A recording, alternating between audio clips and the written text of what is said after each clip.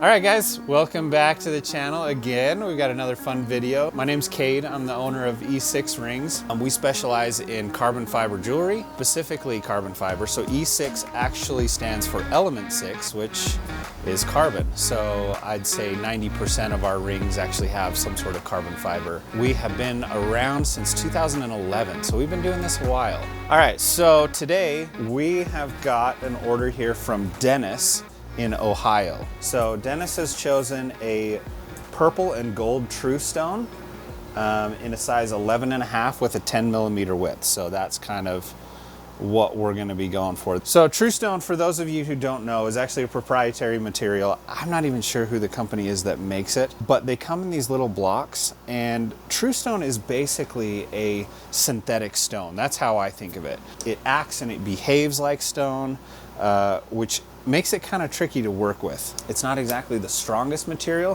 which makes it perfect for a pairing with our carbon fiber, which is much stronger, much more durable, and it just gives you the look of TruStone, but the strength and durability of the carbon fiber underneath it. All right, so first step, we're gonna take our TruStone blank here, and we're gonna pop it into our CNC machine. The goal here is to punch a hole in the TruStone, but that's easier said than done. Like I said, TruStone, it's basically like cutting a rock. So it's very fragile, very crumbly. And so we can't use traditional bits that we would normally use. So we have to use this diamond bit as if you were cutting stone, like a masonry bit. That seems to work the best. And even then we still have some mishaps, but generally if we can get the hole done and then get the carbon fiber mated to it, then we're gold.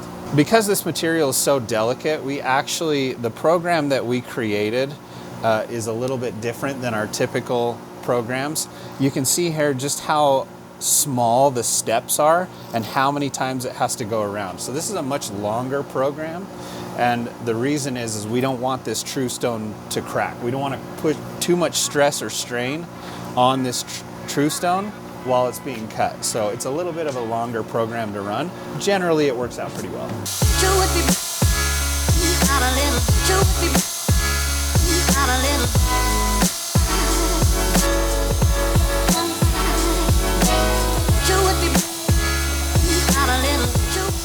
All right, so just finished running our program here. We have got our TruStone piece with a hole right through it. Next step, what we want to do is we want to get the carbon inside of here. Very next step, before we do anything else to this TruStone, because like I said, it is kind of prone to crumble. So we need that extra strength on the inside that comes from the carbon fiber. So we're going to do that next. We're going to take our carbon fiber tube, and again, we make these in-house from our raw carbon fiber.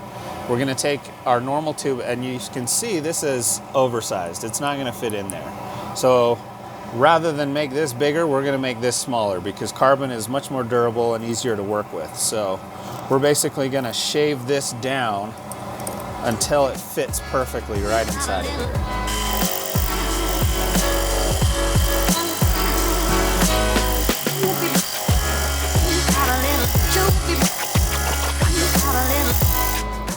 Oh, that's it.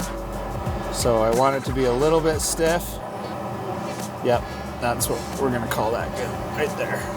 It's cool when the glue touches, you can start to see kind of what the true color is gonna be like.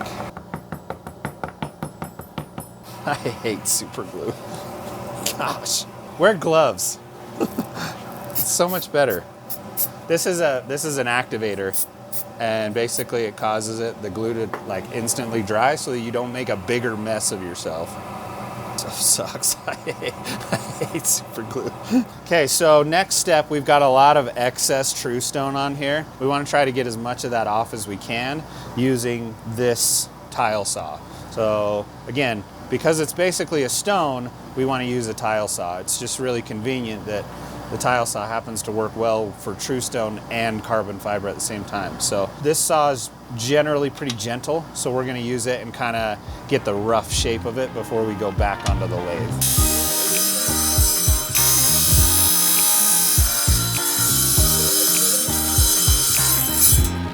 All right, I think we're going to call that good for now. So we have a really rough ginormous ring right now.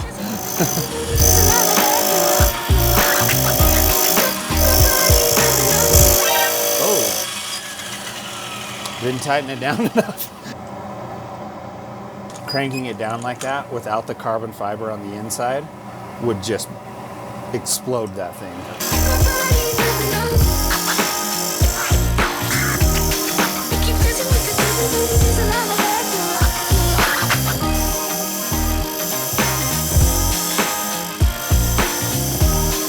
See, the level of the carbon is sunk down way below the TruStone there. At this point, I don't want to take any more off until we get them at the same level. Same with this side, but not as bad. You can also see how it blows off chunks, how it kind of just crumbles there on the edges. When people are like, oh, your rings are so expensive, and it's like, well, yes, they are, but with that, you're getting free size exchanges, you're getting a warranty, you're getting all these other things that go into that cost, if that makes sense.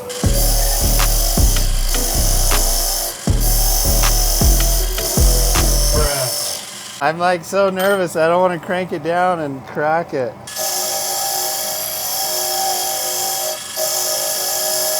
Okay, we're gonna call it right there. Oh yes. That's what I like. Okay.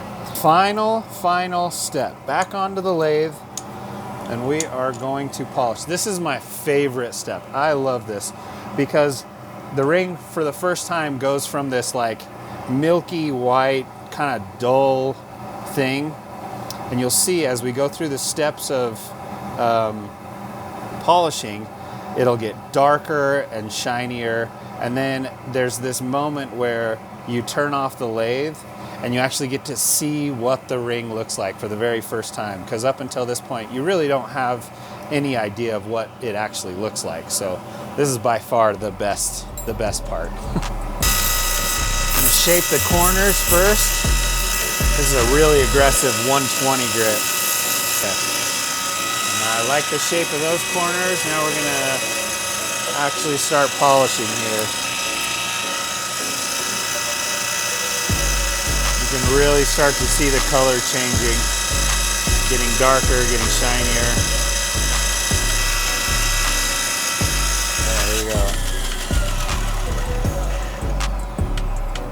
There we go. Okay, now we just need to comfort fit the inside, bevel the inside, and then it's off to engraving. Okay. There we go. So, surprise to Brooke, she didn't know she was going to be on camera today, but this is Brooke. She handles all of our office stuff, so if you ever send in an email or have any questions about any of our rings, you're most likely going to be talking to Brooke.